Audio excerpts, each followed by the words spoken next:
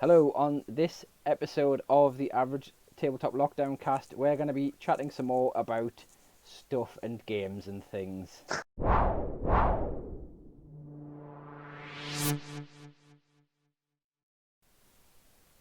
Hello, so we're still in lockdown, it's still a pandemic, woo! This is episode 3 of the Average Tabletop Average Lockdown podcast, Lockdowncast. Anything more you want to say there? We haven't titled it Our only properly yet. human contact, or my only, well, pretty much my only human contact other than shop assistants. So, if you've watched So, the yeah. if you watched the previous 2 episodes, thank you very much. If you've listened to them on SoundCloud, also thank you very much. This is what we're doing to get our hobby stroke nerd stroke gaming fix and having a bit of chat that we normally have while we're actually playing a game. We don't know where we're going to go. We've got no set discussion or topic, so we're just going to do our usual Tuesday night stroke Wednesday night chat. So I guess the thing to say is, what have we Don't ruin the illusion. What have we been doing? It's a Tuesday. We always do this on a Tuesday. Sorry, yeah, it is a Tuesday somewhere. Ben's wore his Victorian smoking jacket, especially. This is not a Victorian smoking jacket. This is an awful fleece poncho. It looks like my Nana's curtains from 1963. Oh no, it is the most glorious material or print. I'll try and show it.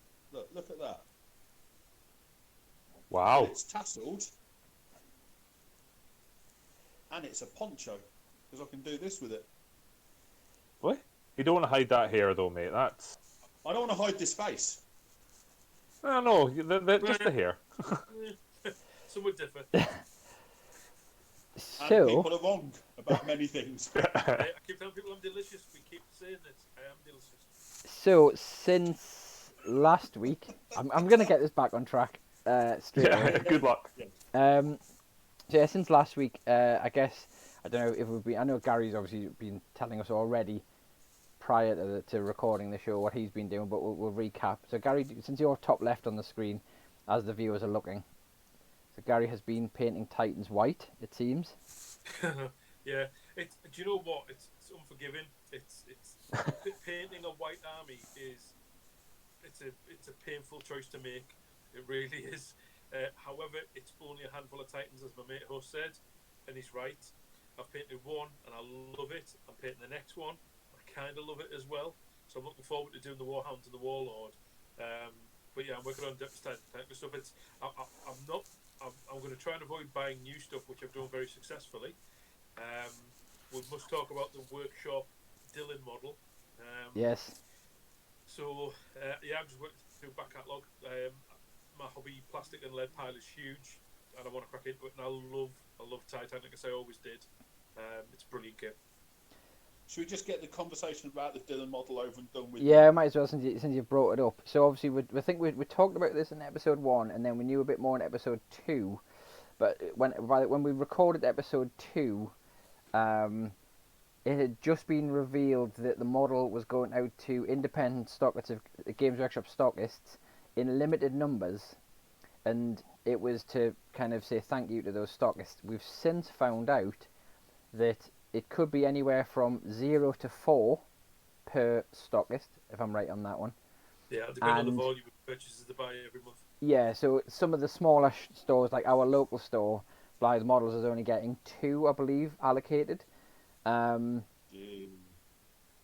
And I mean, he'd already had like 11 requests via Messenger on the day that the post had gone out by GW to say that it was coming. So I've already seen. I mean, there's quite a few of them are going on eBay auctions, but for charity. So there's a lot of the stockists are basically putting them for charity, and I've seen some of them going for 400 quid. Was one of the. He's nice. He's nice. He's not 400 quid nice. Yeah. For charity, that's a great thing. But people will pay 400 quid for it just so they've got one. Because it's unique. Yeah. You know, these are the same people that will pay 10 grand for a painted army. Yeah. There are people out there in the hobby with so much money, and it's why scalping numbers, scalping values are as high as they are. The Obi-Wan Kenobi figure from Essen release for Star Wars Legion, limited edition, only available at Essen. I think it was €20 at the show, or €25, something like that at the show. Within 2 hours of the doors opening, it's on eBay for €200. Yeah, I remember you used to go to workshop when they had the big games day events on. Forge World did these, and I remember distinctly there was a customer who used to come to the shop. The young lad called Chris. He was only 14, and he was a full-on eBay scalper. And there were some of these tiny little kind of like chickens. These little tiny creatures, and like £3. They weren't worth £3. He was selling them for £28 a pop. He bought 40. Yeah. So, and he made a fortune. The couple of times it's where out there. I was going to say the couple of times where I've actually bought something thinking, this is something I can buy now, which in a few years' time will be a little nest egg, has basically both fallen flat on their arse. Because the first one was when I was working at the store. It was the 25th anniversary of Games Workshop, and we had our 25th birthday weekend, and that was the Emperor's Champion, wasn't it? Black Templar's Emperor's Champion. And even though I collected Black Templars at the time, and I'd already converted an Emperor's Champion of my own, I bought that model, and I've still got it in its 25th birthday blister pack. And that was one of the ones where they said, it's only available for this weekend. Once it's gone, it's gone. And then several years later, look what they released. And the second time, and I don't know if you remember this, this is probably going back to, this must be 2009, because it was when Ian was living with me for a few months.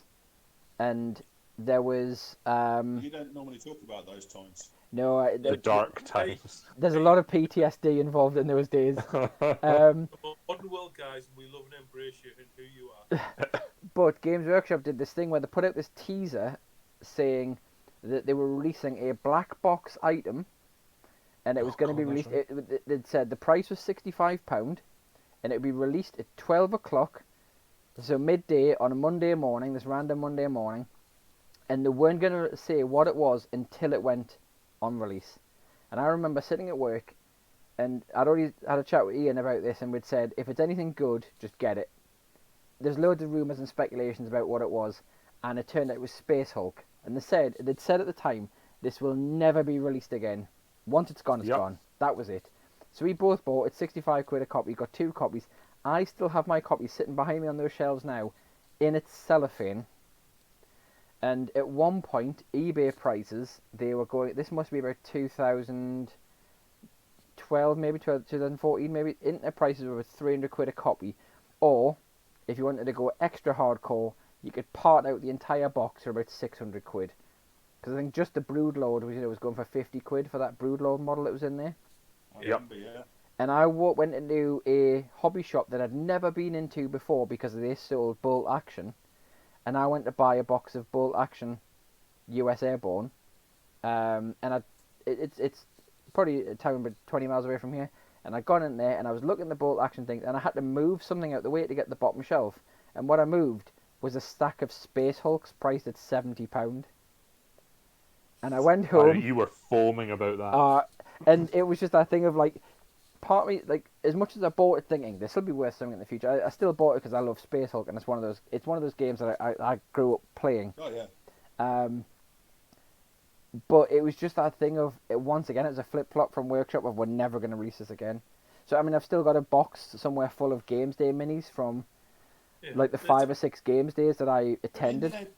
It's ultimately what more people are prepared to pay for it. I was doing a clear out many years ago, and I both love and loathe myself for doing it, but I had a copy of Mordine in cellophane. Didn't think anything of it. Put it on as an auction. The starting bid of £30, thinking that's what the value was. If I get that, I'm a happy boy. And it went up to like £85, and I was like, holy God. And it got sniped. There was 12 bids in the last 10 minutes of it being on auction. And I sold that to a guy in Switzerland for £235. Wow. And I was like, what on earth? Sorry, it was £325.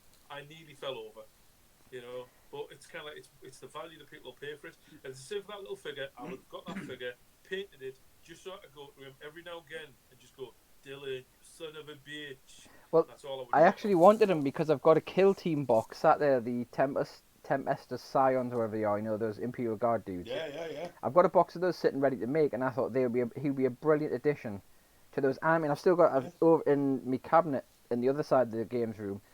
I've got 2,500, 3,000 easy points of Cadians, and I've got it in my loft. I've got a box of still got 10, 15 Lehman Russ tanks and a Baneblade and other sorts of. I've got the army that could support him, and I was prepared when we first saw him to pay £25. I thought that was a good going rate for that kind of model. That's the kind of going rate for the Games Workshop limited releases, Sister What's Her Face that came out a while ago. Yeah. But it's. I mean, I looked at that model and thought, I bet one of you'd really like to paint that, and I'd like to have a really well painted model of that. No. I'd love to. I think it's one of my favourite sculpts that they've done for. That's lovely, isn't it? For a good few months. It's so evocative, so much of our youth. It's Apone, it's Dylan, it's it's all of these characters. It's a great model, and do you know what?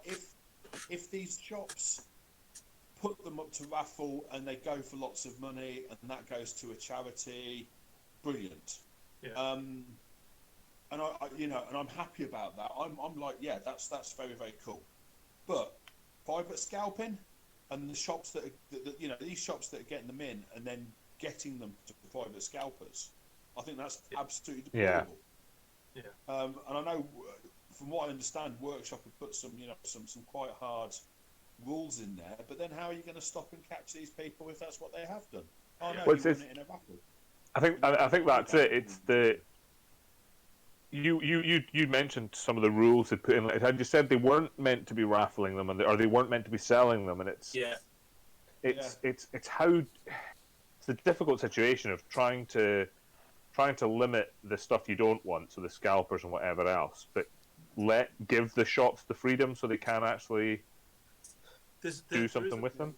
There is a part though where with the scalping that still benefits Games Workshop in the long run, because it's created such a ferocity and demand and hobby interest and stimulus that it's viral. It's an amazing word of mouth, and it's a great little bit of marketing, really.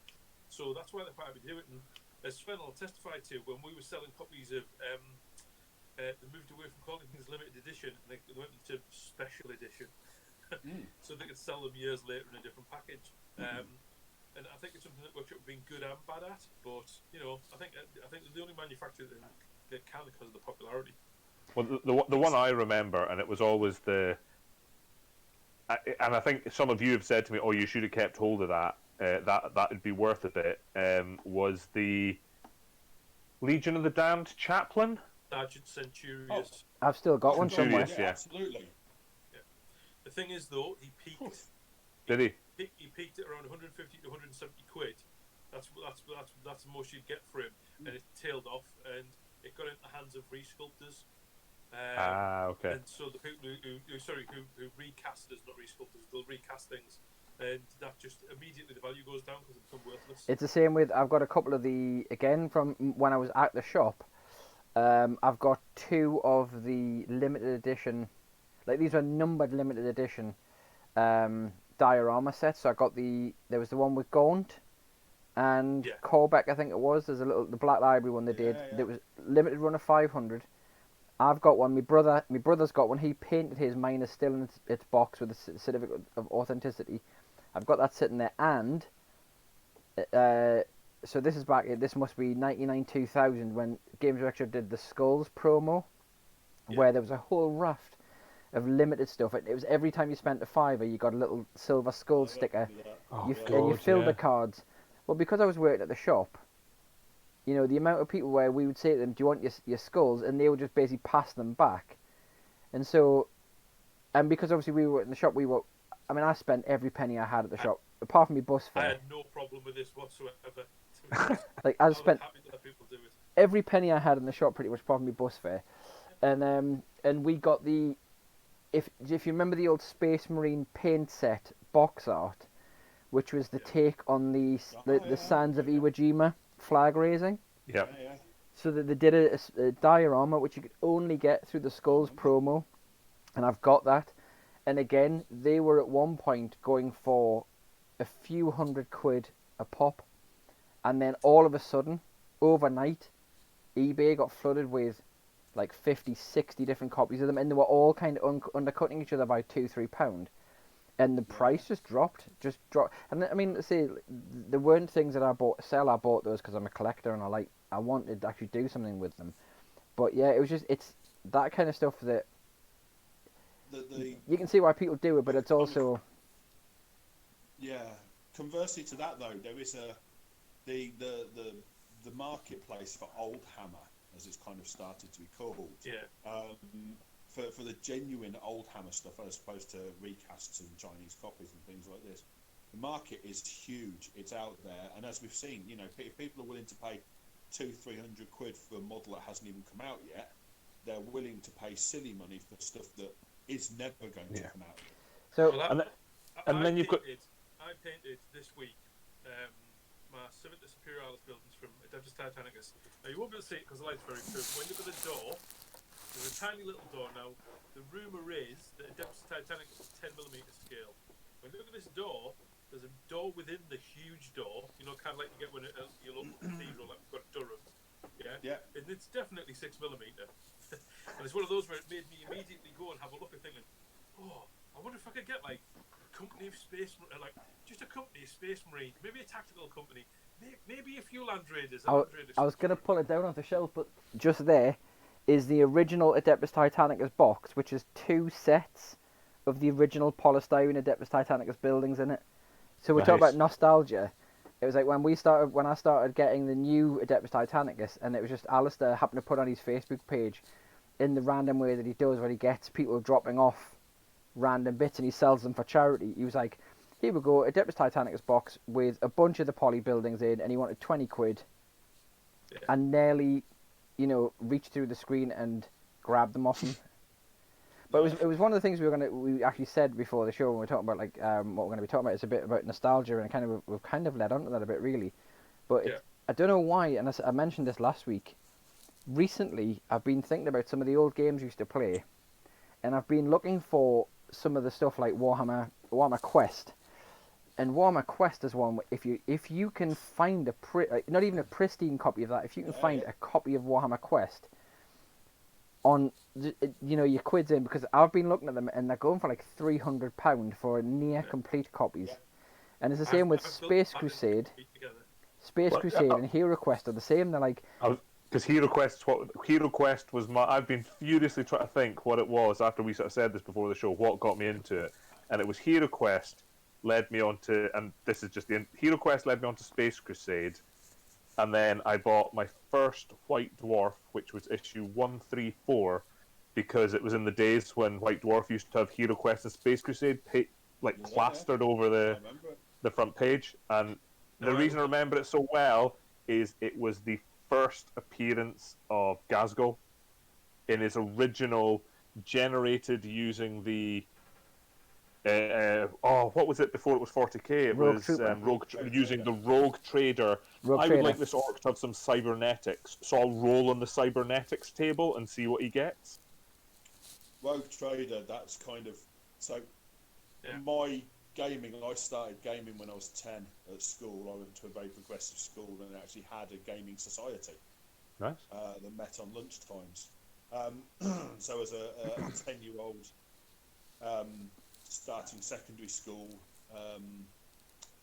and doing sports and stuff like this, and then this Dungeons and Dragons, which I'd vaguely heard of, was being played over lunchtime, so I went along and kind of got into it through that. But the first thing I really remember was Rogue Trader, and then going and buying a box of 31 balls with me and a couple of mates from school.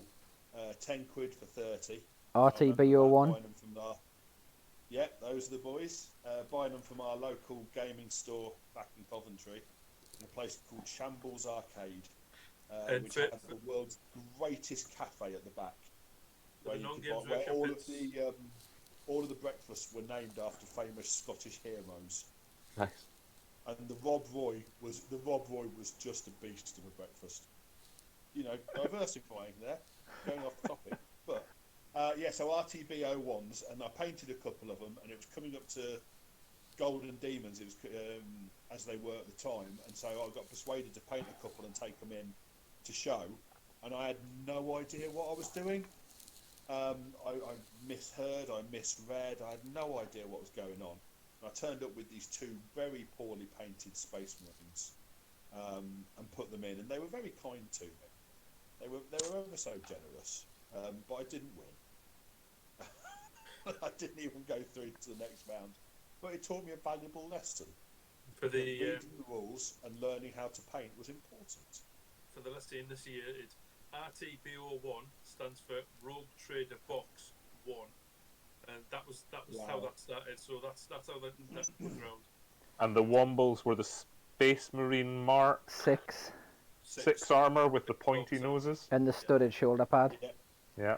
So, Yeah. and I've just been having a quick look because I'm trying to work out the timeline. So, for me, I know that prior to me encountering anything in Games Workshop, I was into the Airfix models.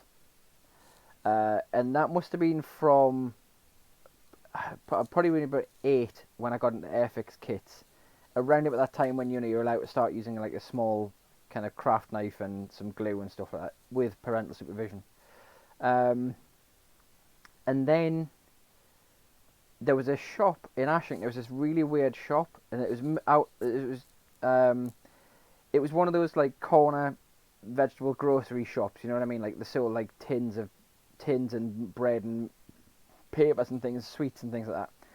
And it was clearly one where it was a bigger shop. So there was a doorway that went through to what used to be where they had the butcher's counter and the deli counter in it. And I'm still just talking like a little shop that was like a family shop.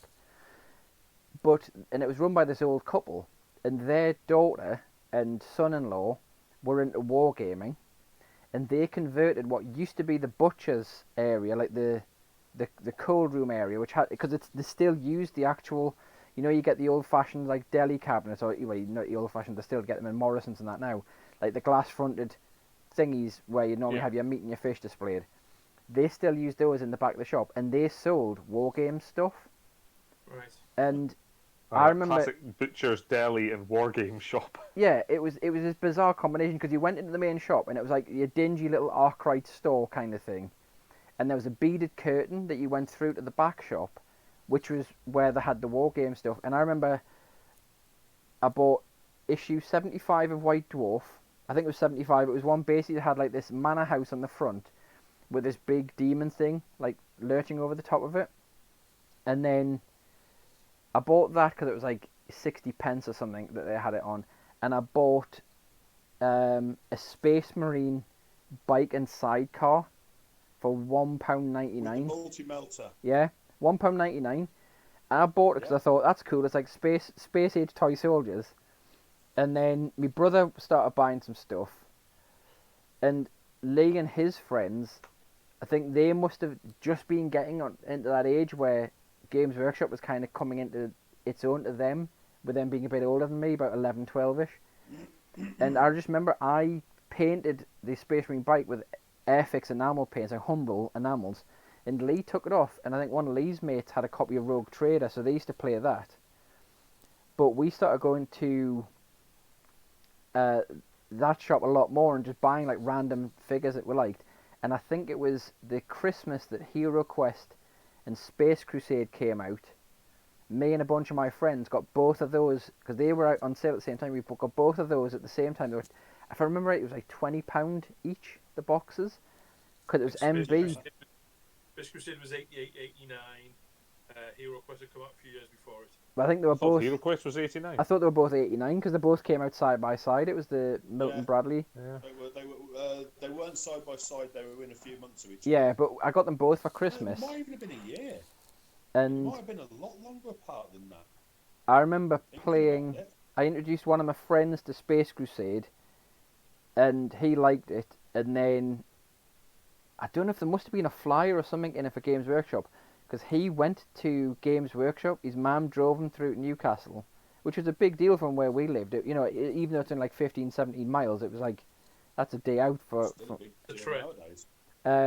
And his mum drove him. He took him to Newcastle, and he came back with a copy of Adeptus Titanicus. But oddly, he bought Adeptus Titanicus. He bought a pack of, I think he got 3 commissars in a pack, and there were warhounds or something, like like actual dogs. And I can't remember what they were for, but they were like little mastiffs. And he just bought like some random figures, and he bought. They were Imperial Guard. Yeah, I think they were the Imperial Guard. Imperial Guard dog team. And yeah, and he came back with those, and I just remember me and him trying to work out how to play Adeptus Titanicus. But I think it was Hero Quest and Space Crusade that were the. I mean, they were like the dime bag for most kids our age, probably. I remember my 11th birthday. My mum taking me into town. She took me to a toy shop in town, and she was like, "Right, you got some money. What are you going to spend?" And I bought the Traveller box set. Because I was massively into role-playing games more so than war games and stuff like that. So I bought this Traveller box set, and then I bought this other game. And I can't for the life of me remember what it was called. Is it Battle Cars? Yeah, Blue box. I've got it up there. I've got it on the shelf. No. And I remember getting it and taking it home and trying to and reading through the rules and then trying to explain to my family, my mum, dad, and sister, so they would join in and play it with me. And we played once. Well, we didn't play once. I got incredibly frustrated and stormed off because I was 11 years old. And hormones were raging, and my family just weren't taking it seriously. And how dare they mock me? And this isn't fair. And I just want to play a game. That's the Badger. Oh, Look what a at game! that. We are so playing that. Look at that original battle what card a with superb game. the artwork, which I think has been repurposed for Gaslands, hasn't it? I'm sure they've repurposed some of Nice. that artwork. But oh, what a game! Well, so Absolutely awful. if you remember the timeline of battle cards, because again, this is when my first foray to Games Workshop. When I first went to Games Workshop Newcastle, it was when they sold all the boxed games like this, and there was the Doctor Who game, all the GDW games that they did. Yeah. And then the next time I went in, they were selling Dark Future, which was Yes, I remember God, that. yeah. which was again, it was the precursor to things like Gaslands. Now it was you can buy the rules, and they got all the cool the It was interceptors. Mad Max. It was Mad Max, but you got the was Mad sprues of Max. guns, and as kids we all had, and we still have got, massive boxes full of Matchbox and Hot Wheels that you could slap some paint on, glue some guns on, and play Dark Future. Oh, it was brilliant. It was superb. I mean, I remember going. So we had a Games Workshop in Birmingham train station it was, or New Street Shopping it was, just above the escalators, and it was run by a guy called Ted. I don't know why I remember that now. He was Ted a massive Williams. guy. Corpulent. Yeah, that's Ted. He ended up with Yeah. a mail order for years. Lovely fella. Just one of the nicest guys you ever likely to meet in the hobby. And he was manager of the Birmingham store, but it was back when they had and were doing all of the licensed games as well. Yeah. So Block Wars, Judge Dredd Roleplay, Chainsaw Warrior. Rogue Trooper, Chainsaw Warrior. A lot of these are well before Lord my of the time. Rings, Lord of the Rings roleplay. So that's Lord of the Rings the first time round. Yeah. Yeah, before the films and everything, and before they actually started making money off it. And going in and it being a games shop. Oh, and you got the little card missiles. Yeah, you have to fit in. So here's another nostalgia trip for you. There is a classic Forbidden Planet bag. You're gonna hate it when we play this. A classic Forbidden Planet paper bag, full of all the tokens and. Oh wow! Yes, it's got. This is gonna drive you mental, stiff. I tell you. Look, there's a Why? tiny little flamer template for it. Oh But those aren't to show how the weapon's affected. That's just to show you how much ammo you can fit in your car. Yep. Yeah, because you basically you have. Yeah. Oh, I like that. We'll break this out. Actually, tell you what. Such a good bad game. One of the first times we can get out of lockdown and get a game, we'll actually play a game of this. Because you had the rolling road. Let's just do some retro gaming. I found my Advanced Hero Quest the other day. I don't think it's anywhere near complete because I couldn't find the rule book. If somebody can find the rule book, that would be really handy. There's PDFs online of that rule book. Yeah, I've got all the. Well, if Stiff finds a rule book, because he's the one who's going to read it. Pretty much. And then I can educate you all on how we're doing it wrong. And that's where the fun will lie. I think that's where the fun will end. I think it's interesting as well. It's like my route in the hobby was a bit weird. I would consider myself a late bloomer in some respects, but that's part of the fact that coming from from Middlesbrough originally, and it's a tough little town, and where I grew up. And I'm not trying to say I'm like some from the streets gangster and all this kind of stuff, but the people I hung around with a nerdy group. But even in my nerdy group, if I'd said to them, I really fancy playing that Dungeons and Dragons, lads, I'd have been looked at like there was something wrong with me. And but I started playing with Airfix Toy Soldiers, the plastic casts, and there's a lad who lived a few streets away from me, like called Stuart Fordham. He works in military security these days after he left the army. Canny lad, he used to have a huge Imperial Japanese army. I had a load of British figures, and we'd be up in Stuart's bedroom playing on the floor. And the reason I had so many Japanese, his dad fought in Burma. So he made sure he bought, but weirdly enough, bought him all the Japanese figures. It was bizarre. And it was all about, and then I go around and go, make sure you beat them. Make sure you beat them. It's like, all right, mate.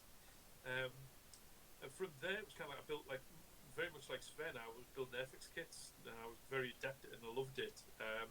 You're talking back in the days before there was computer gaming and consoles, hobbies were a thing. Yeah. I bought the Fighting Fantasy books and read them. There was Warlock of Fire Top Mountain. Yeah, and that was probably my first foray in fantasy, really, when that first came out. Tom Baker used to narrate a show called The Book Tower, which was a kids' TV show on ITV, which reviewed books when kids still read books. And they got reviewed on that with a little actor's piece in this castle. I was like, that was amazing. And I was with my dad, and he was a bricklayer, and I'd done some labouring work with him as a child, in a way. And part of my pay was he bought me the Warlock of Fire Top Mountain in this bookshop in Stokesley. So that was my first foray into fantasy. Loved it. That was my first exposure to Russ Nicholson artwork, and just loved it. Absolutely loved it. It was reminiscent of the comics I read as a kid. British comics were all black and white. You'd read Eagle, you'd read Commando comics, they were white, and they were fantastic. The pencil and the shading work, and that kind of that was that visual thing. Oh, brilliant. Victor, Eagle, Warlord, all of them were amazing. Yeah. So they I mean, I was the same. I loved all those comics. Just aside here, they've not, and politically they've not aged well. They when you pick one up these days, they were a lot more racist than I remember them being. The old Commando comics. The old Commando comics, especially if you get those, there's lots of language in there now that you couldn't get away with in public. And I know it's a different time and all that, but I was reading those comics and I was like in the mid '80s kind of thing. Those Commando comics. Again, when I was a kid, I was all about the army. I was all about toy soldiers. I was all about and so it was my granny's neighbour that just one day called me and my brother over and gave us probably about 600 of those various Commandos and Action and the little kind of A5 comic books. Just gave us boxes of them. So I was going to say, my dad would see those, and when he was a kid, he read the Eagle, and he had Alf Tupper, Tough of the Track, and British comic history pretty good. Some brilliant. It's amazing. I've actually got a really good book about it. If anyone wants to borrow it at some point, really good book about that for me is years ago you'd call it traditional boys' hobbies, and I know you don't say that these days, but it was. But for me, kind of outside of the comics and things like this. So when I was young, I was massively sporty. played lots of rugby, and did gaming on the side. Yeah. And then I got quite seriously injured, and gaming was what I filled my life with after the injury when I couldn't play sport anymore. And that kind of coincided with the same time that I got into LARP. So 15, 16 is when all that happened for me. And then through LARP, it was basically because a mutual friend of mine and yours, Gary, when he came to university in Coventry, he lodged at our house, and my mum, you know, did his washing and his food and stuff like this. And he was part of the university society, gaming society, knew that I was a little bit of a nerd, and so dragged me down, and that was Gary Powell. Yeah. No, Gary's yeah, you know, and I've known Gary now for 30 years, you know, still mates and stuff. But yeah, it was through him that I got into live roleplay, and then met a whole world of nerds. Yeah. And kind of, if you kind of follow it through its entire progression, that's how I know you guys. Yeah. Yeah. If I hadn't have been doing that, I wouldn't have met the X. I wouldn't have moved up here. Well, know? I mean, so I can probably. It all comes down to it's all Gary's fault, basically. It's all Gary Powell's fault. And now you're starring in the best gaming podcast that the four of us do. Yeah. I mean, I wouldn't say it's the best one that the four of us do. It's the best one we do together. So did anyone else have the modelling route when they were kids, like doing ethics and building kits? I did a lot of airfix as a kid, and I was just as good at it as I am at the painting and hobbying as I am now. The number of Spitfire wings and Spitfire cockpits that got glued to my hat. I don't think I did one model that had a clear canopy. Yeah. By the time I was finished with it, every single one of them just got caked in glue. Yeah.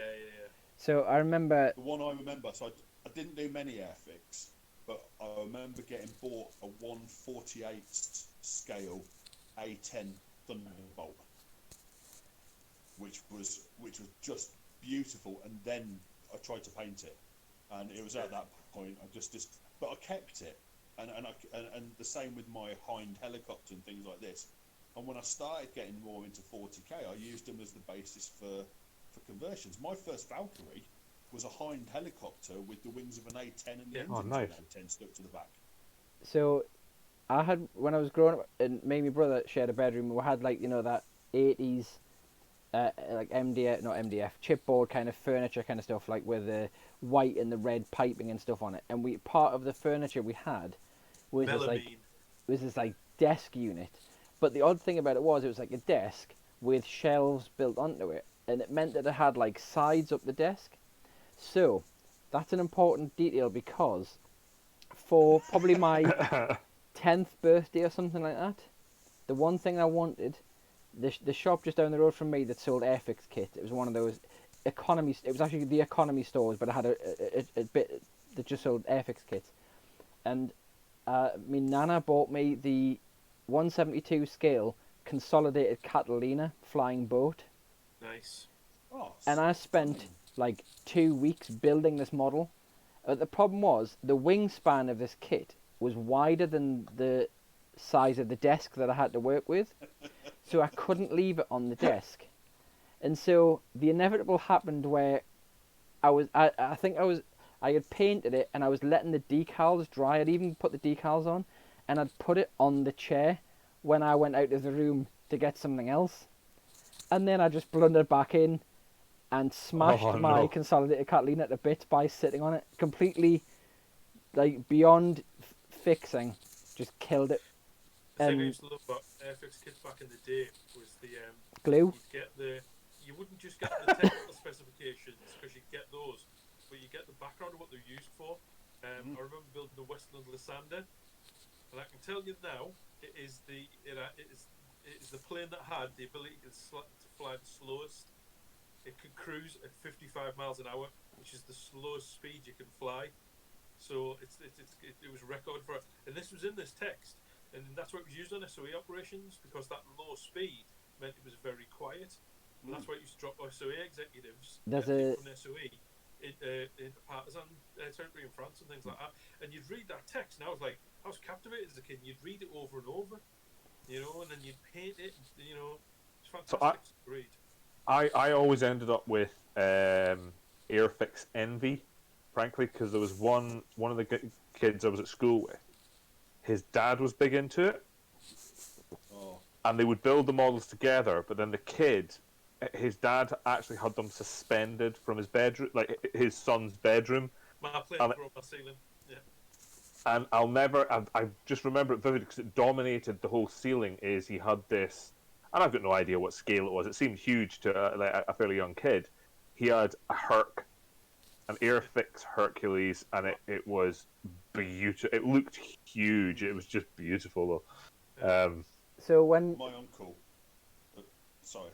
oh, I was gonna say, just like you talk about envy, it's like I had a chest of drawers, like a full like double wide chest of drawers, that was just full of Airfix kits because I would go to the economy stores and I'd buy the kits because the kits were cheap at the time. You could buy like a Sherman tank was like £2 maybe, Yeah. and so by the time I was like 16, 17, and I started getting into wargaming, and my brother introduced me to this guy that I was talking about in the last episode, who showed me how to actually game with the stuff. When he turned up my house and he was like, he saw I had some Airfix kits out. He's like, "Oh, have you got Airfix stuff? Because there's rule sets we can use for those." And I opened these drawers, and he was like, "Okay, you've got 6 Shermans there, and I'd even like converted like Fireflies and stuff, out of some of the kits by, just because you couldn't. I don't think it was an Airfix Firefly, but there was like a Talieri and stuff. But see, I couldn't get those at the time. Yeah. And then I opened the next drawer down, and it was like, okay, you've got 10 Panzer threes, 10 Panzer fours, and 3 Tigers, and I was like, yep. You preferred the Germans then, mate. Well, I had like the same of everything. It was just what I could buy at the economy stores with my pocket Yeah. money, and I was just buying them and building them. So he turned it and was like, okay, and then we ended up writing our first rule system to work with those kits. So, when you made your purchases, I'll ask you this: did you regularly go to a big hobby shop like BT's? There wasn't one in Middlesbrough, or like a local toy shop we had, Roma Parish. That was a huge toy store where I was a kid. Now you'd get model kits there, or were you like me, where you'd find the amazing bargains because most newsagents sold model kits, and you'd find like Airfix kits and Spitfires, and and you'd get your real bargains in shops in the middle of nowhere. Bizarrely, our local village newsagent would always have 3 or 4 Airfix kits, and it was. I remember all the newsagents and like corner shops and stuff all had a rack of crap toys. Yeah. There would be a tube of really cheap tennis balls. Yeah. There would be those awesome foam airplanes with the little stick on. Oh God, yeah. Yeah. I bought some of those not so long ago. Actually, I bought some of those on my birthday a few years ago. A series of birds they did as well. Yeah. Yeah, and the birds and things like this, and they would always have some Airfix kits as well as part of it, and a really bad slinky. I always remember there was a bad slinky as well, and some really cheap water pistols. It'd be random as well. You get like some little 1/72 scale little diorama thing they were selling, a Spitfire, and then you'd get like some white half track. And then HMS Victor. Yeah. With rigging. Yeah. But I guess it's bizarre how things, because I grew up in a fairly small village, and it was a small village newsagent, but it had, like today you go somewhere like I was going to say John Menzies there, which that really aged me, the W.H. Smiths, and they've got just the racks and racks of magazines, newspapers, whatever else, all so you can see them. In this little newsagent, they were laid out flat, essentially on top of a table, and you just had to rifle through them and find what you wanted, and there was one day of the week when all the kids would try and get there early because it was comics day, and you had to they only got 1 or 2, and you had to get in early to get through the papers and everything else to find the comics. It was Wednesday. Wednesday was Beano and Dandy. And we didn't have that problem. Can you imagine though? This is the thing you don't think about. So there's some guy in Airfix, in the trade sales teams of Airfix, ringing some bloody newsagents in Inverness, thinking, I'm going to ring this guy and try and sell him 3 Spitfires today. I mean, I know. yeah, or It would- month no, 32nd. That's the new scale. So Honestly, it wouldn't have been like that at all. They'd Yeah. have just gone to the wholesalers and just bought them because they were on offer. so Yeah. basically, there was a paper shop a few doors along from my mum and dad's house, and we were really good friends. Always really because we lived so close, and we used to go to the paper shop every day. And I used to do like I was the kid where when the paper boy rang in sick, we would get the knock on the door at 6 o'clock in the morning, and it would be, "Can you do this paper round for us? You know, for a few quid." That was kind of like the relationship we had with the shop. And they also had a handful of Airfix kits. And one day I said to the guy, you know, "Do you get to choose which Airfix kits you get? Because there was particular ones I wanted." And he said, "Oh yeah," he says, "but we don't normally just get them sent as a random selection." And I said, "All right, is there any chance you've got like the catalogues or whatever?" And the next time he went to the wholesalers, he came back and I had the Airfix catalogue and which other model company was it? I don't know. It was Revell. It was another one of the model companies, the kit companies. And he gave us the catalogue, and so I would just go in when I had some pocket money and go, "Okay, there's a 132 Rommel's half track here. Can I have that, please?" And when he went to the wholesalers that week or the suppliers that week, he would put the order in, and then a couple weeks later, he would have that, and it would just be behind the counter for us. And Nice. it got to the point where because I had this Airfix catalogue with all the part and product numbers in, when I was doing my GCSE computer studies, I wrote a shop inventory system using the Airfix catalogue. So you could actually like do sales in and out and stock movements God. written in BASIC on the BBC Micro using this 1992 That's better than what I did for my Airfix GCSE catalogue. computer studies. So taking it a little bit further in future from our Airfix and guddling around in magazine shops looking for the comics. What was we've kind of talked about the Hero Quest, the Space Crusade, the games that kind of got us started. What was your tipping point game? The game that took you away from, I mean, Hero Quest and Space Crusade, good, but board games? Yeah, Kind of the film one. What was your tipping point that took you from that into, I'm now pouring hundreds of pounds and the rest into miniatures from Games Workshop and Warlord and the like? See, for me, I was always on a budget. You know, Yeah. I always was. It was always scrimping and saving to get what I needed. So for me, from doing the Airfix kit building, me and my mates would have ZX Spectrum computers, that kind of thing. There was a computer shop in Middlesbrough called Chips, which was just computer games, and another one called Game Store. And when you went to the Game Store, you walked past all the D&D boxes, all the Rune Quests, all your Warhammer Fantasy role plays, and this artwork sort of captivated me. You then, across from where the till was in the centre of the store, there was models on spinning racks, blister packs, Judge Dredd figures, which were beautiful. I remember buying Judge Dredd. He was £2.50.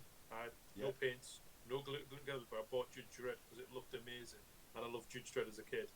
And then we'd go around and look at the computer games with mates. We'd talk about that. We'd be nerdy talking about computer games. But I would always be going back into the D&D and the roleplay. But my mates weren't really into it, and that was always a bit of a bugger for me. So, kind of like we'd made a move when I was a kid, and I was kind of like in a relatively, much I was in the built-up area, it was still really isolated. I was away from my mates that I grew up with. Hated the kids where I was. They were all robbing little gets. So I did more FX modelling and then I buy figures. And as I got a little bit older, left school, that kind of thing, I kept up with it a little bit. Bought my first paint sets, picked up the odd model, but then I saw Rogue Trader and I'd start painting that. But the thing that tipped it for me was March 1987, White Dwarf 87. There was a Valkyrie Warrioress riding this mechanical fly, and it had the Warhammer Fantasy Roleplay Adventure, A Night at the Hooded Man, which I still to this day say God, yeah. God, is what a great the best, game. one of the best self-contained like scenarios you'll run for a role-playing game. Yeah. Brilliant. Russ Nicholson artwork, brilliant fluff text, and that was it. It was that one thing in White Dwarf that drew me in. and then I was buying the odd bits of figures here and there. I was buying plastics because they were cheaper, like the Imperial Guard.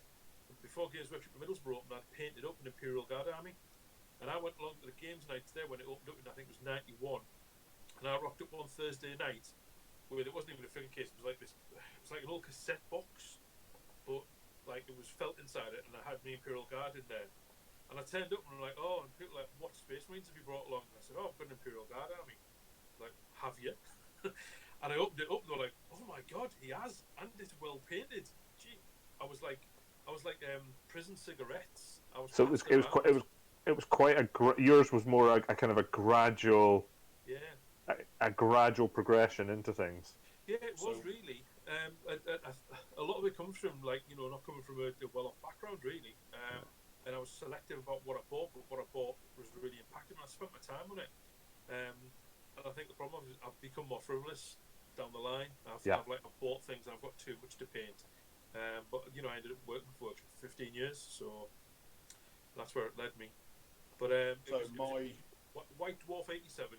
I was just looking, well remembered there. I was just about to see Sorry, if I could Ben. actually bring the screen up. It's actually in the current One Fantasy Roleplay version 4. That's actually one of the adventures you can get and download for free. This is still running. It's such a great scenario. I have downloaded it. So for me, it was kind of, again, it was a bit of a gradual build up for me.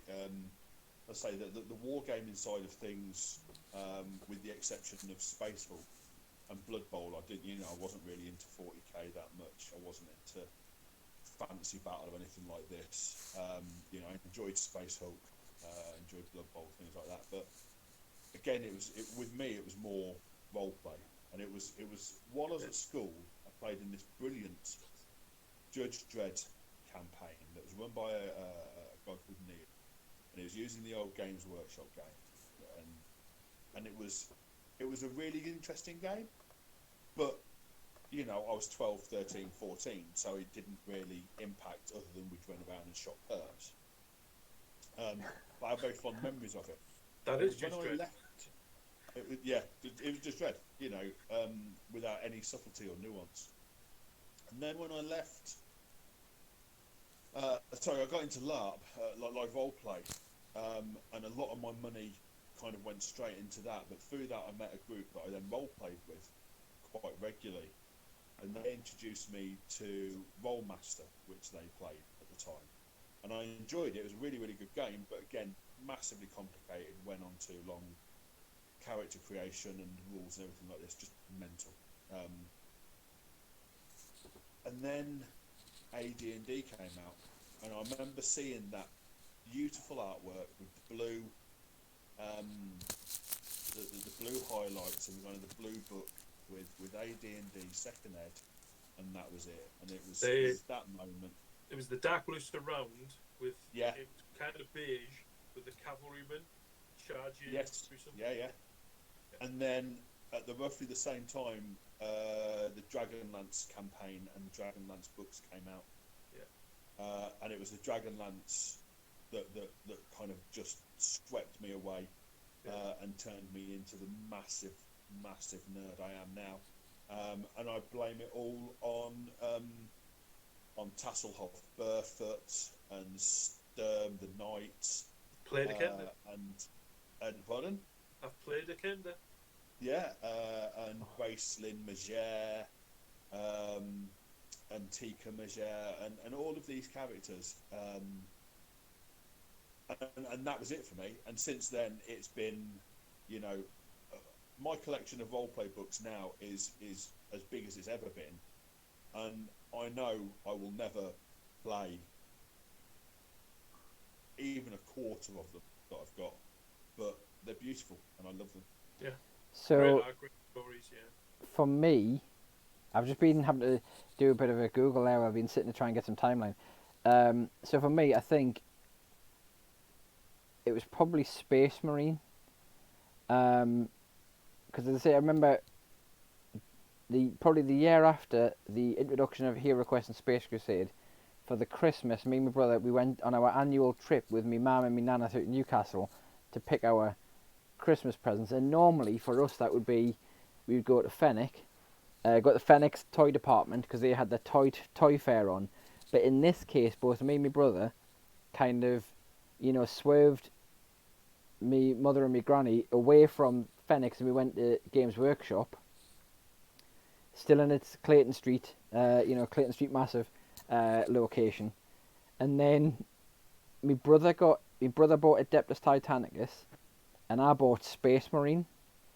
Yeah. And Space then Marine was brilliant. it was just the fact that I think at the time Space Marine was a real pocket money game because you got so much for your money. So it meant $24.99.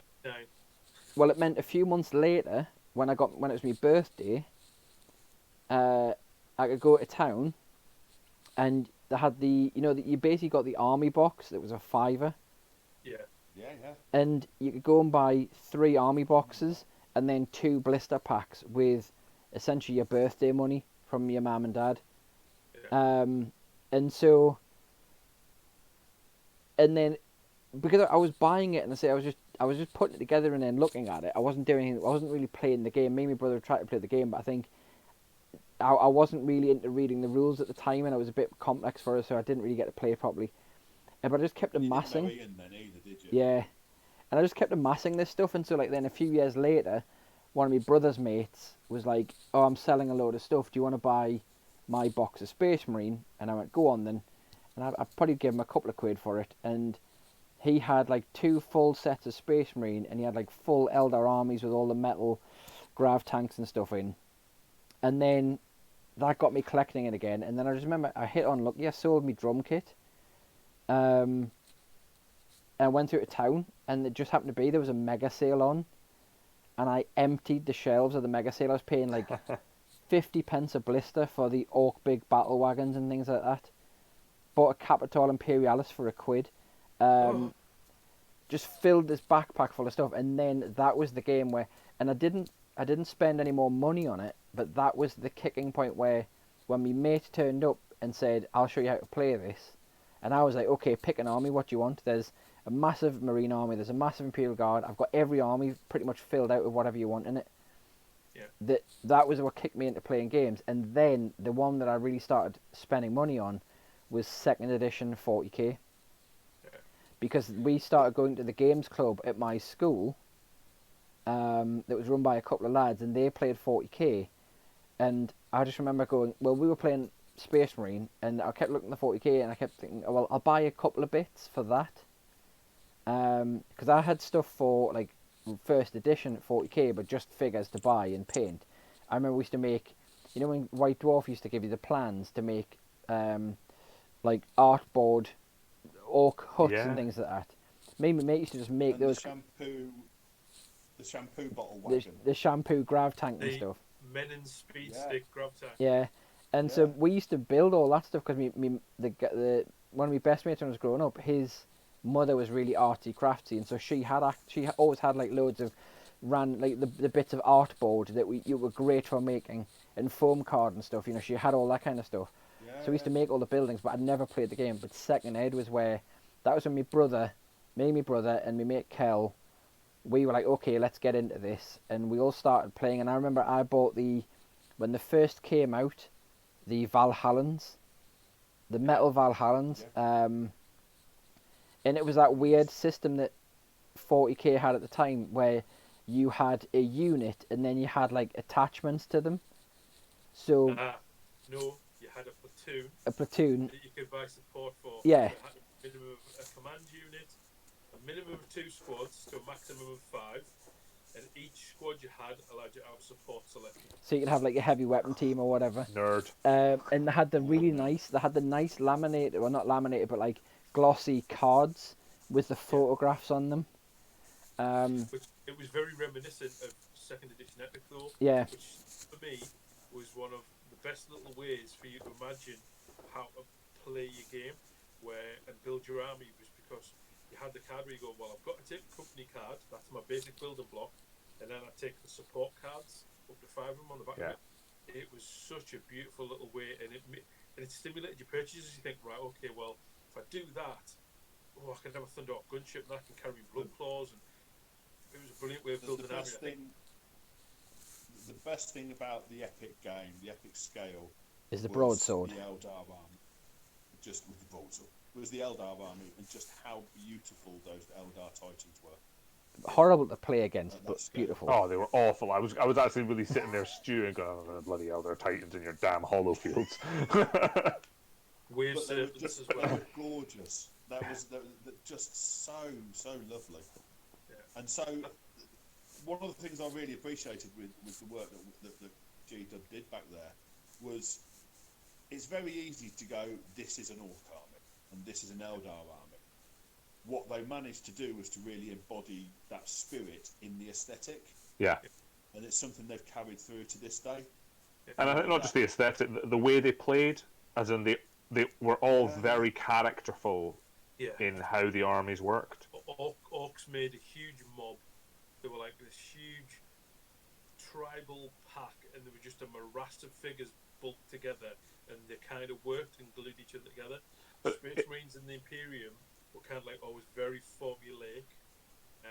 The Eldar were very weird, very fluid army, very mobile. But it was also the simple things like when you were shooting at like an Imperial Titan, you'd take down its void shields, then you'd strip its armor, and you'd hope for the big impressive explosion.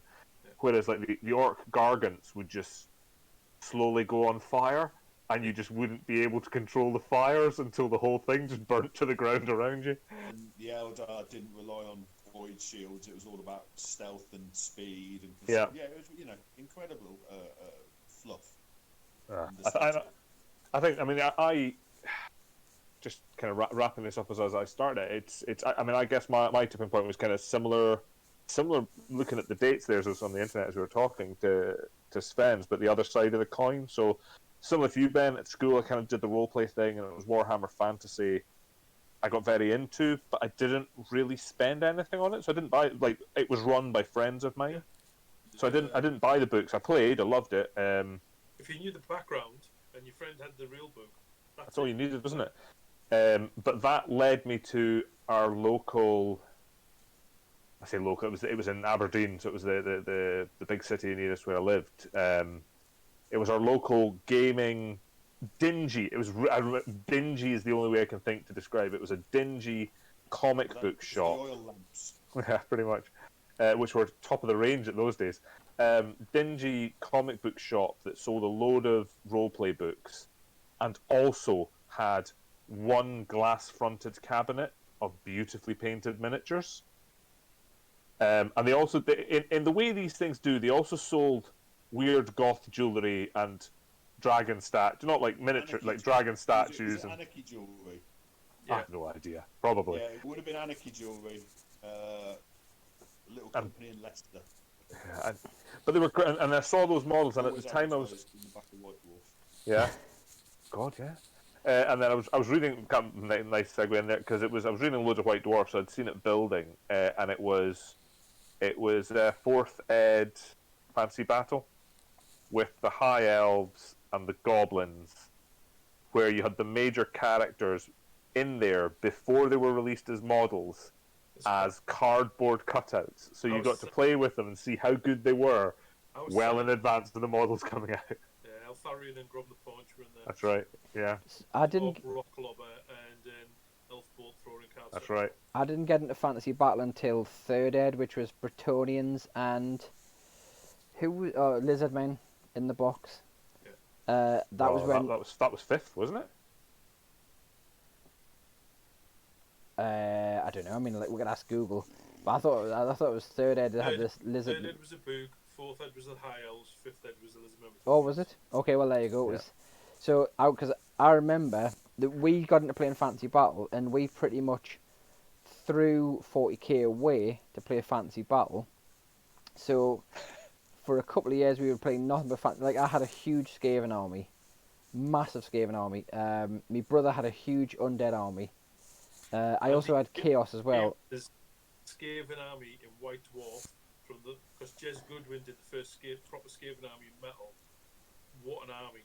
Beautiful to look at, and the Jez Goodwin figures were stunning. Well, I loved the original Doom Wheel. That was an amazing model, and the Screaming Bell that they had.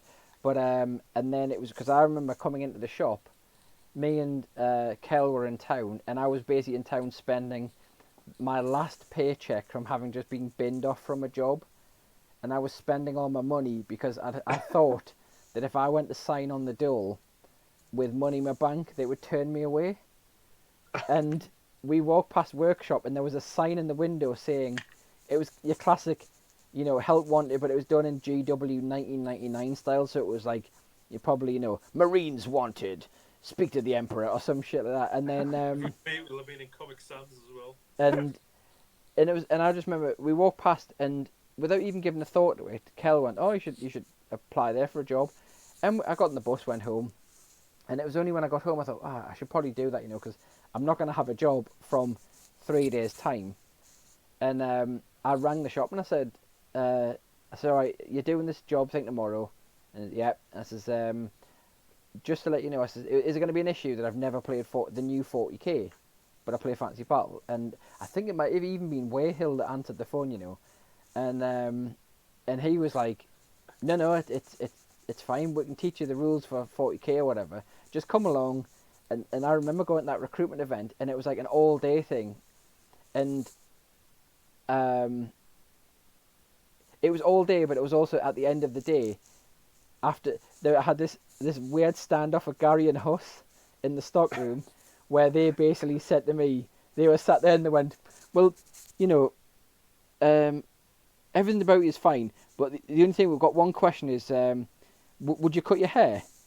Because because I had like really long hair, and I went, not really. And then Huss went, "Well, at least will you put some gel on so it doesn't look so messy all the time, because long hair gets messy over the day." And I went, "Yeah, I'll put gel in." And then I was just handed a shirt, and it was like, "Right, turn up tomorrow for your first shift." And I was like, "Oh, I've got the job." But yeah, so that's a brilliant interview. Would you cut your hair? No. Well, would you at least stop dressing like a hobo? But yeah, Workshop was cleaning up as an actor at the time, and wonderful character that worked for Games Workshop for many years, John Stallard, wonderful guy. He used to describe it as, he used to say, Games Workshop staff should be the big brother that kid wants, not the one he got. And so they were trying to like role model us a little bit, so that's why we were doing that. And so we're getting rid of all these, walking into a Games Workshop, seeing people with nose piercings linked to their eyebrows, linked to their ears, with bloody, death metal tattoos up their arms. Bolt thrower playing through the music system. Yeah, it was just so twee at the time, and it was like, it was Workshop coming out of its Silver Age, second edition 40k, and you're looking at like fourth and fifth ed fantasy with Silver Age for Workshop. It was a transformative time throughout the 90s. I started in 93, and it was a brilliant company to work for at the time. If you had really good attitude, you worked hard, it was a fantastic place to be. Well, it was back in the day, so it was when I was like full on like goth, the full. I mean, I wasn't moody goth. I wasn't moody goth. I was the, dress in black, and I had long black hair. I had long black hair, but I remember there was on one Friday night I was going to go out to obviously Newcastle's legendary nightclub, the Mayfair, and I'd got a black hair dye because as you can tell I've kind of got a natural colour, and I got this black hair dye, and I put it on, and I went to the club, did it there, come home whatever time it was, got up, went to work the next morning, and it was only when I got to the shop and in the shop lights I noticed that the black hair dye I'd got was actually quite a vibrant purple. and I remember Gary saying to me, going, "You do realise if that was one shade lighter, I would be sending it to Boots now to buy a black hair dye, and you'd be dyeing your hair in the stock room." And I was like, "Okay, Gary." Oh man, what a tough boss. Well, if you want a blue rinse, you should be allowed to blue rinse.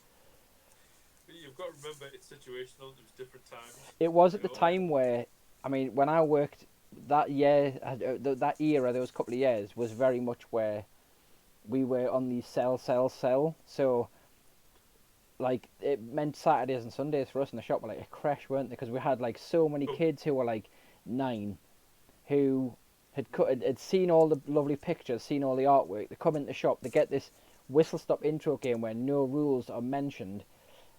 They persuade mummy to part with the cash to buy the box, and they go away, and then they would get dropped off on a Saturday morning. The parents would be like coming to town, they'd drop little Timmy off in town with his carrier bag full of minis, and they would just basically want to go and stand around the tables and go pew pew pew. And so I can see why at the time they wanted respectable looking staff. They wanted staff who Yeah. didn't look I dangerous. completely understand. I completely get why it went through the changes it did, and I don't think it would be anywhere near as successful now if it hadn't. No, I think it's one of those. It took that far too far. It was taking itself very, very seriously, and a bit too much so. And they brought in a lot of external people that really changed the feel for the company. And you did get the people who were just like, they might as well have been selling washing machines. It didn't matter to them. Yeah. And that went on for a good number of years. And I know what Sven means by the sell. And Well, that I mean, was always a hobby. it was clear because I mean, there was one of the people who shall remain nameless who was taken on at the same time as me, who literally he had no link to the hobby. He had no link to the hobby whatsoever, other than his girlfriend played the games, and so, but he was a good talker, and so he got taken on because he could get through the interviews at the time, which is, can you basically talk about stuff to people, and there was one Saturday morning where it was like a last minute shout out went round, like Gary rang me on like the Friday or something and said, for training tomorrow, because it was like training an hour before shop open on a Saturday, every Saturday, for training. Ian Hensel's coming in and he wants to see 1,000-point painted 40k army. And I went, oh, okay, I better just put the finishing touches on the Imperial Guard. And I was building a huge Catachan army at the time. So I just, finished off the last few bits, painted up my ratlings, etc., whatever. Rocked up the shop with my probably 2,000 points or ish Catachan army, which included loads of conversions and stuff like that, quite a bit of stuff. And one of the guys who'd been at the shop for years turned up with everything still in boxes. He had an orc army still in boxes, hadn't even opened them. And then the other guy who got taken on the same time as me literally was standing with wet paint on a Space Wolf Dreadnought. That was all he had to show. And Ian Hensel was I like, got given some duffs. I got given a couple of very, very duff staff members in that dark period of running that store. and Ian Hensel was just like, how are you meant to sell the hobby to people if you don't do the hobby yourself? And that was what was happening at Workshop at the time. It was like they were taking on salesmen as well. I mean, there was obviously people like me who, I adapted to being a salesman, but it was like, I was a hobbyist who could talk about the hobby and follow the rules you needed to sell someone something. But some of the people who were taken on were just kind of like, had no real interest. It was just a job. I think it's still probably a little they did it to meet all those girls. Well, that was it. That's why I did it. That's why I worked for them, to meet girls. That's why I got into this hobby in the first place. Workshop used to always talk about. We always used to talk about the pit of booze and women. You get this point of about maybe 18, 19, 20, 21ish. All of a sudden, like the nerd gene goes away, and the hormones have really gone wild and been left unfettered for too long, and they get released, and people fall into the pit of booze and women. That's where all the money goes, and they stop doing the hobby. Then they settle down, find a steady girlfriend who they feel comfortable with, saying, actually, I really like painting toy soldiers, and they feel comfortable enough to do it. And then you start seeing them coming at the shop again, and you start seeing people getting respectable incomes, dropping lots of money in your shop. And it was a bit of a gold mine, to be quite honest. All the recruitment we'd done throughout the 90s paid off, because those people would come back in and they would drop a fortune in your shop. It was a strange time. It was really good. I think the 90s was brilliant for Workshop. It went public limited, but for a hobby, it eclipsed everything else. You don't talk about other wargaming companies at that time, because it was all historical wargames and that was it. I mean, there were other game companies out there. I mean, FASA was around and about with BattleTech, and I remember playing a huge amount of BattleTech around the same time. There was some, but it's one of those where they more appeal to an American market.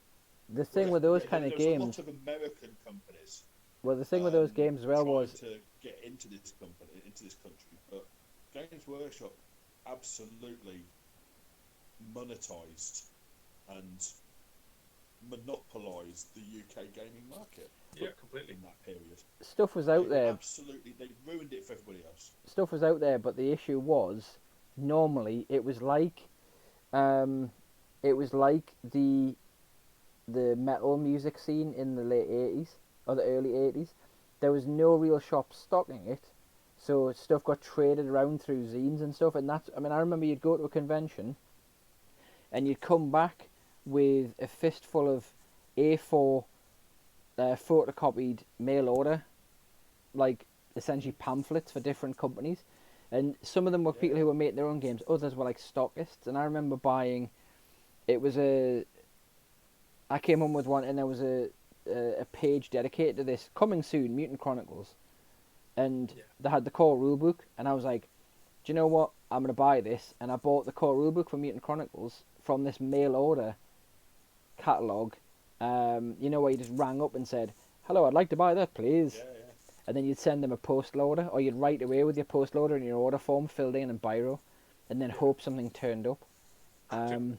This is a good one. This shows the age of things. Back in those days, in the 90s, Workshop was cutting edge in the fact that it says, we'll get your order to you in a week. Because it was still in the time where companies were going, you're ordered from our mail order, we'll turn that around 28 days for you. And Workshop were killing competition because they were turning it around in a lightning quick time. Well, I'm sure you could. I mean, just going back to the Mutant Chronicles thing, it was around that time that Magic the Gathering hit as well. That kind of early to mid 90s, and I know some of you really got into Magic. I got into Vampire: The Eternal Struggle. That was the card game I ended up playing, and at the same time, Mutant Chronicles did a game called Doom Trooper. Yep. Which was their card game, and I got really heavily into that until my mate with more money than the rest of us outbought the rest of us. Same for me for Magic. I had the same thing. Tuned out straight away.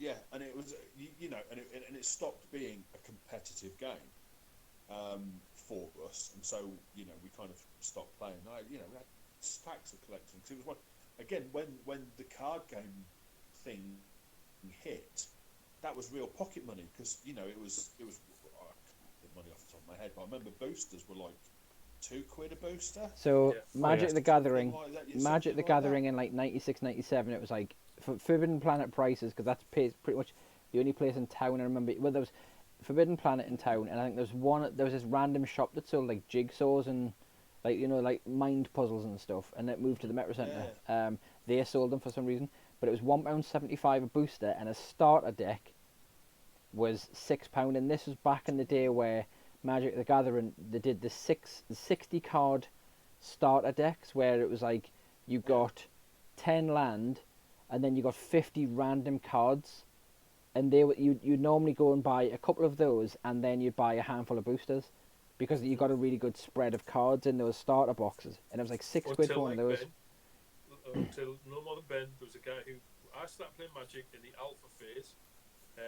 Really interesting game, really fascinating game mechanic.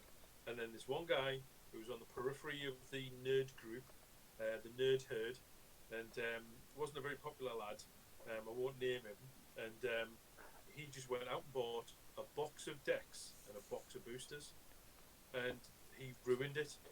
And I bought 3 decks and about 5 boosters, and I just gave it all away. But we found so.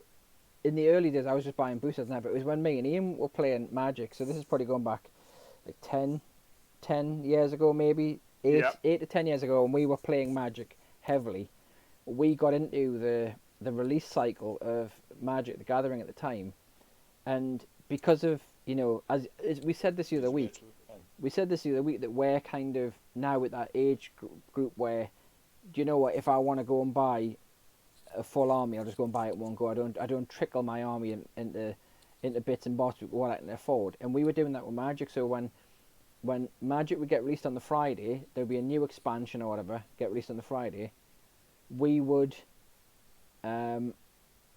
we would go to Forbidden Planet and we would normally take advantage of their deals, where you would get, normally it was like a box of boosters for like 90 quid or something like that. Then we'd normally buy one of the fat packs they did, which got you the card box, and then that came with 9 boosters inside it, and they normally did 7 boosters for 20 quid.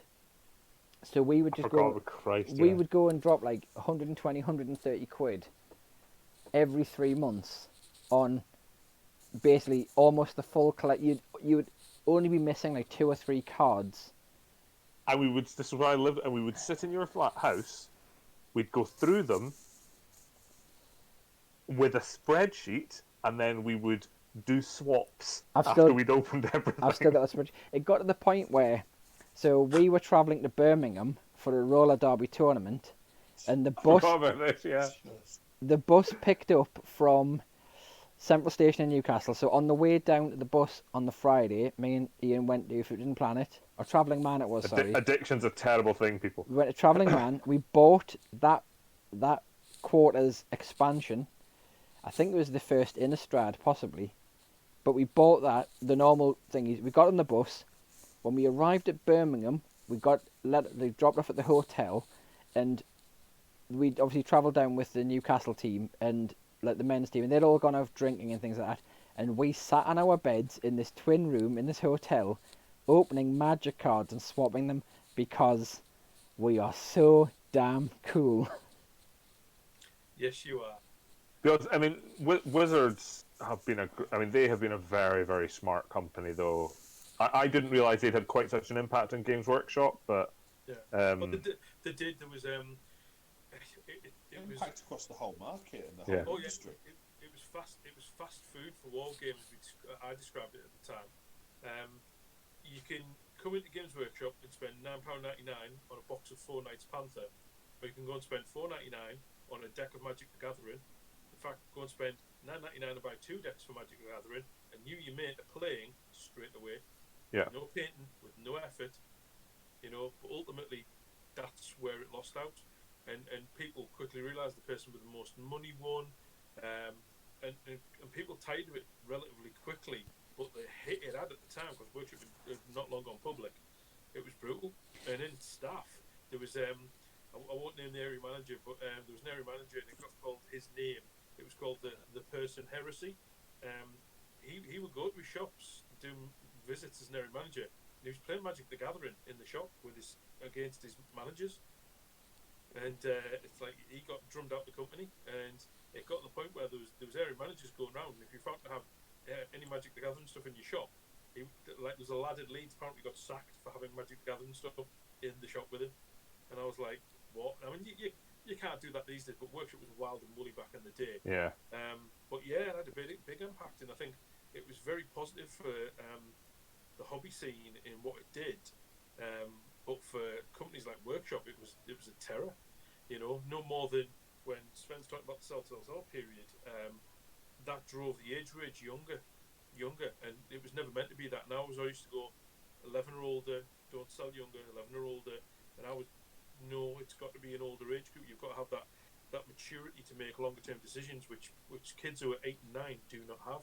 It was they kind of have like 10 apples today, or do you want to have 5 apples today and then 2 apples a month for the next couple of years? Because what we were doing is we were selling so much in the run up to Christmas, in the toy boom before Christmas, and then January and February you would just you have the specials playing because it wasn't an actual ghost town in the shop because no one was coming back to spend money, because actually they realised the toy soldiers, they're not getting the benefit of them, and most of them have been put back in the box in the cupboard next to Monopoly.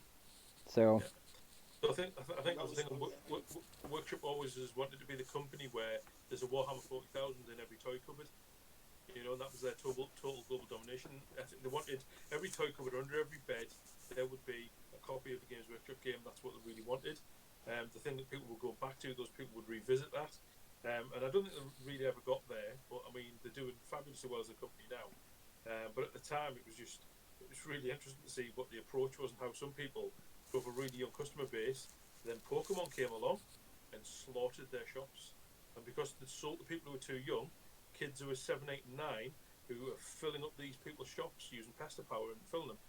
And those shops were just emptied as these kids got into Pokemon. So Magic the Gathering had an impact in 92, 93, where it had an impact on Games Workshop stores. 92, 93, 94. It had a bad impact, but it had taken away its core base of gamers who were older. But when they drove the age range younger, over the following 5 years, Pokemon came along, and that's it. The shops were empty. All the older gamers were like, well, we're not welcome. The shop's full of kids. And I think it's interesting how it's the community that you're attracted to. And that's one of the things why I got into Workshop. I went and played on fantastic, like, really hippie-ish gaming nights at the Middlesbrough store, which was a great gaming space to be in. And when you'd play there, you'd have a great time, you'd have a great laugh.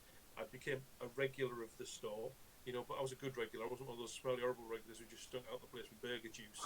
It was, you know, I'd help paint the store armies and, like, touch up some of the figures and while I was doing my game and play against opponents, and it was a really great place to be. And if you don't have that community, you're going to lose it. So if you're just going to sell cynically, you're going to lose your customers, and you've got to build it the right way, because that's Workshop was all about building the hobby. And I think that's where we are, where we're really immersed in our hobby as four individuals, but the thing that binds us is the fact that we all talk together and we've got that, we know what we like, and we talk about the same Kickstarters, and we like the same things. We've got a similar mindset, and you know, if one of us doesn't like something, that's okay. You know, I think the way we work as a little gaming community is really positive and really, really good to be in. I think more people need that, where they've got that sense of community and camaraderie and that sisterhood or brotherhood that binds them together. And I think we've got that, and I think that's the difference that makes your hobby work for you. It's having the people in your circle that make it work, and that's why we work so well. The real treasure was the friends that we made along the way. Actually, the real treasure was the mythic rare magic cards that I got in our amazing opening session, Stephen. But I think we're kind of running on. I mean, we've gone way over what we've normally done. So if you have really stuck with this one, you've done well. But you know, I think we'll start to do a bit of a wrap up here. I mean, I've enjoyed this, so you know that's what I've had my fun, and that's all that matters. When four old gamers start reminiscing. History of Games Workshop from this. Not necessarily anything about us or what we liked as gaming, but definitely a lot about Games Workshop. But that also shaped the four of us as well. You know, that journey mirrored what they did, absolutely. Yeah. And we didn't even talk about playing Magic the Gathering on an ironing board in a hotel, Stephen. No. Oh dear. Oh, don't start now. Don't look. Let's just call it now. We're calling it out there. Before this gets any worse. That'll be episode 4. Places where Ian and Sven have played Magic the Gathering on an ironing board. On an ironing board. So that's one I won't be involved in. I think so. We'll wrap up that. There's episode 3 of the Average Lockdown Cast. I think it's been a nice little nostalgia-filled trip for all of us in some way or another. So I guess what we'll say is, you know, we'll do more of these, and we'll probably pick some other random topics. But if there's anything particularly, you know, you want to ask us or whatever, drop it in the comments or on Facebook or Twitter. All the way through this episode, those bits have been at the bottom of the screen, so they are still there now. Facebook, Average Tabletop Gamers, at Average Tabletop, I don't know where we're appearing on the screen, but they're down there. They're at the very bottom between. Do we appear on the screen? I thought this was just a podcast. I've not really been paying too much attention to what's going on screen. No, it really showed. It's really good that you do pay attention to the content that we put out on this channel. That you haven't actually realised that we put 2 of these video podcasts out on YouTube. I realised, I just haven't engaged with them.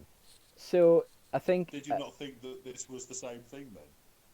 I don't know. I've not looked at them. Anyway, carry on, Sven. You were wrapping up.